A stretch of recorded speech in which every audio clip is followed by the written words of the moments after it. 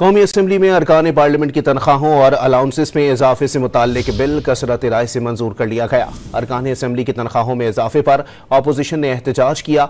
Speaker ने वाज़ेह किया कि ये इजाफा ज़बरदस्ती नहीं, जो तनख्वाह नहीं लेना चाहता वो लिख कर दे दे। स्पीकर कौमी असम्बली अयाज सादिक की ज़ेर सदारत इजलास में अरकान पार्लियामेंट की तनख्वाहों और अलाउंसेस में इजाफे का तरमीमी बिल 2025 कसरत राय से मंजूर कर लिया गया। तनख्वाहों और अलाउंसेस में इजाफे से मुताल्लिक बिल मुस्लिम लीग नून की रहनुमा रुमीना खुर्शीद आलम ने पेश किया।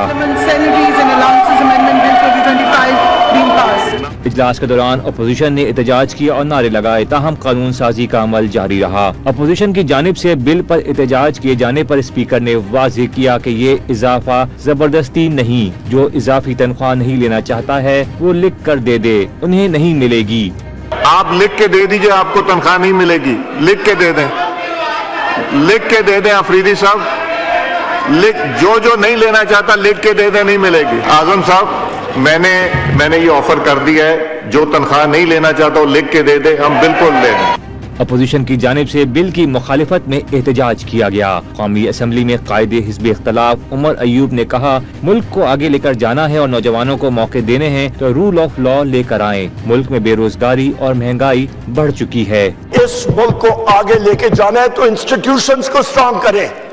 इस पाकिस्तान को, इस सोनी धरती को, इस खूबसूरत मुल्क को आगे लेके जाना है और हमारे नौजवानों को मौके देने हैं तो फिर रूल ऑफ लॉ लाएं।